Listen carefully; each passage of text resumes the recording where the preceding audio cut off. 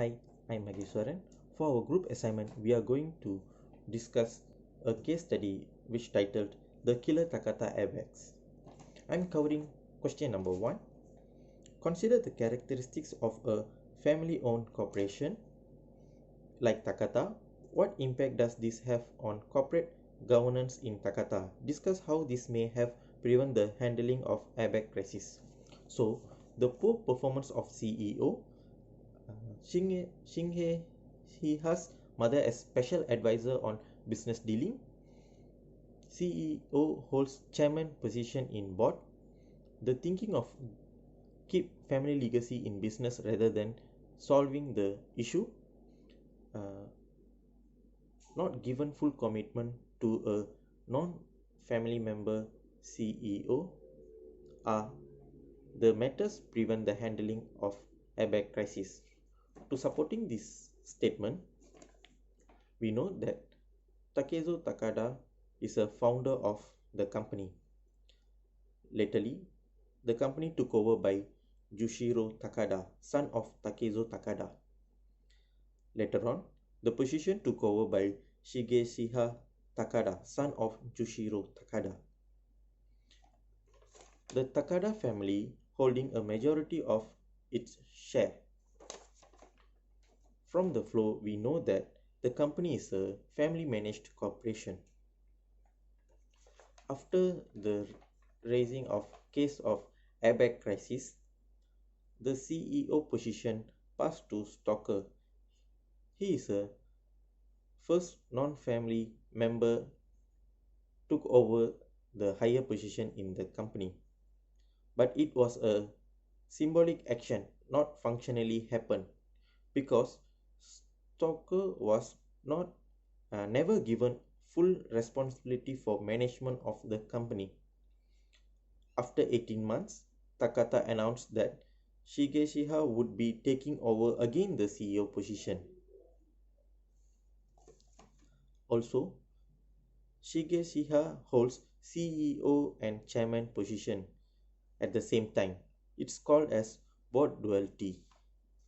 According to agency theory, suggests that a higher proportion of independent directors on the board should contribute to improve firm performance. Because agency theory defined as existence of goal conflict between the principal and the agent, because the agent is motivated to act in his own self-interest rather than that of the principal. As a conclusion, due to the family control over the business, the company unable to make an effective corporate governance and failed to handle the airbag crisis.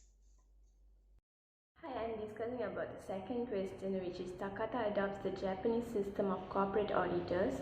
What are the role and responsibility of the Kansayaku? Compare the Kansayaku to the three-committee board structure.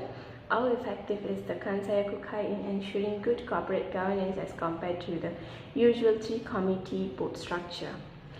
So the first question is roles and responsibility of the Kansayaku. Kansayaku board to determine audit policy and method for monitoring and investigating the status of operations and the company's financial position.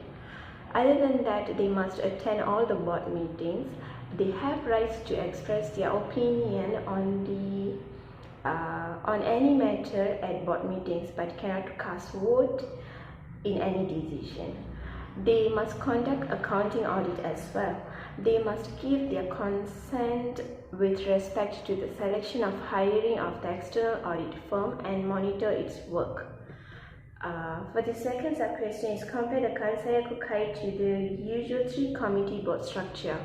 The argument is often put forward that Kansayaku are a substitute for an audit committee, a view we do not share because the power and functions of the two entities.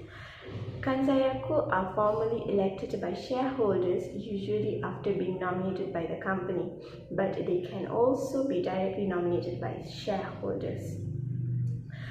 Well, the 3C audit committee is where there will be three separate committees, which is three systems to specialize in nomination, compensation, and also audit, with each committee required to have a majority of outside director in lieu of Kansayuki.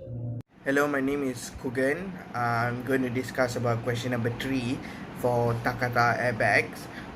The question is evaluate the board composition of Takata in financial year 2014. Discuss how it could have affected Takata's effectiveness in handling the crisis. Would having more outside directors on the board make a difference to their current progress on the recall and replacement of the defective airbags? So the answer for this is yes. The board actually only consists of their family members or male Japanese men.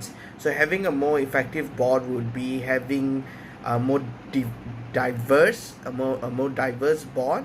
So this includes having people from different cultural backgrounds, and also a board that not only consists of male directors but also female directors. So yes, you may say that in 2013 they actually hired an outsider, Swift-born person, to be heading as COO, but he was actually more of a symbol rather than a function, so he did not have much say in it. Yes, so was it an effective thing? Currently, the board, no, the board was not effective because it was all male. So would having more outsiders as directors bring the board more effective? Yes, the answer is yes, because people come up with different ideas. So like there was one belief in Japan where you would avoid speaking about risky matters. This is a culture over there. The less you talk about risky matters, the less problem you get into. So they decided not to take this into consideration when there was a lot of problem with their airbags. However, if they actually had a different bond member, a different cultural background, maybe they would have raised the questions of how we can handle these defective airbags better. So in a nutshell, having a more diverse board members would have made it easier and better, and would have made communication better and raising issues better for a board as whole. And we can actually see that in the replacement process would have been done more effectively. Thanks. Hi guys, so I'm from group 1. We'll be talking about the case 1, which is the Takata airbags. So I'm going to discuss of question number 4. The question being, consider the consequences of Takata's poor crisis management. Do you think Takata's poor handling of crisis could be due to the lack of external corporate governance mechanism to pressure the management to step up their progress in the handling of airbags recall? So we are trying to discuss whether it's because of they failed in the recall, so whether it's due to the external corporate governance mechanism. So in this discussion, my points are yes, I feel so. It's due to this external cause, and the external cause being 2 points. One is the government regulation, and one more being media. Okay, so what happened is the government didn't impose it straight away, didn't put any case on them or anything, because when it first happened, nobody believed the people that it was due to the airbag. When the first few cases happened, people didn't believe. When the airbag exploded, a few metal pieces also shot out from the airbag, caused a few people injury at their chests and at their head. This is due to the airbag that had some nitro chemical to it. So it causes a grenade explosion, a grenade explosion to it. So the government didn't pressure until it became quite serious. A few other cases started popping up, and they believed the victims that is the explosion was due to the airbag, and it's all fault on the airbag. There was a default on the airbag. So the pressure came late. So Takata took it as an advantage, to my understanding, that they didn't put in effort to recall all the vehicles fast. One more, The next point being media as similar to the first point, they didn't believe, nobody believed, and nobody wanted to advertise and publicize that it is due to the airbags that the explosion was happening. Once the case numbers started growing and increasing, then only they started to believe that it was due to the airbags, and then only they started pinpointing Takata towards it, and Takata then only decided to do the recall, and the recall was done on very slow stages due to the pressure was not going out. There was no publicity, their names wasn't getting affected until later on. So this gave them an advantage, gave them to sit in a comfortable zone to not make any changes. So yep, that's it for the discussion on question 4. Thank you. Hi, I'm Menageshwari. So I would like to answer the question number 5 for the case number 1. So the question is, would whistleblowing policies help regulators identify problems at earlier stages and prevent disastrous outcome? What are the characteristics of good whistleblowing policy? And the third one will be, in Takata's case, do you think the new legislation passed in the US to incentivize whistleblowing would push employees to come forward with relevant information regarding the airbag issues? So let me try to answer the question number 5. 1, which is yes, whistleblowing policies would be helping regulators to identify problems at earlier stages, and this would be preventing disastrous outcome. There is an example that can be included in, if let's say the engineer of the Pinto turned to be a whistleblower, he or she would be able to save people from both death and non-death accidents. It is hard to accept failure that can cause deaths in human. And to answer the question number 2, there are few characteristics of good whistleblowing policy. 1, they should have strong sense of fairness. The second one will be willingness of to break norms of conformity, and the third one will be willingness to exercise control.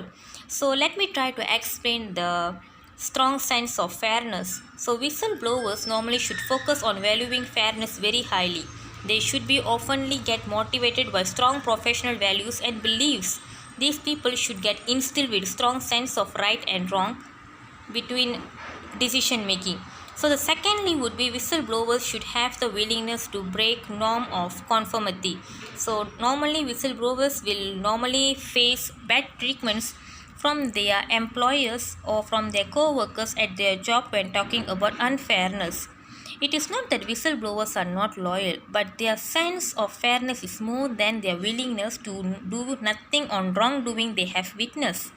So taking an example of Tyler Schultz, who tried to explain Elizabeth Holmes, CEO of Theranos company, about the high variation in accuracy, but he got badly treated through an email stating that about his personal values which are not good, and so the results of the test being conducted by him. This causes Tyler to resign the job and later moved further to file a case against the company through government regulator. And the third characteristic would be willingness to exercise control. People with higher status in their workplace are more likely to blow the whistle. Why? Because lower level employees might have job security issues, and so fearing of losing their job, they would be neglecting the option to become a whistleblower. And most of the time, once you started being a whistleblower, you have to invest more money in the case proceeding. Just like Tyler, who invested more than $500,000 when he's trying to defend himself from the company Theranos. And the third one will be, for the answering the third question, and I would be strongly saying that after reading thoroughly about Takata's case, this new legislation would be still a choice for employees to come forward with relevant information regarding the airbag issue. There would be employees who prefer sharing the information for the sake of incentivize. But looking at the next job prospect for those employees, it would be still a question. So there are disadvantages of being a whistleblower. One would be having a job issue, the second one will be financial consequences, and the third one will be mental depressions. So there is no right or wrong in providing incentives, but the decision to become a whistleblower depends solely on employees.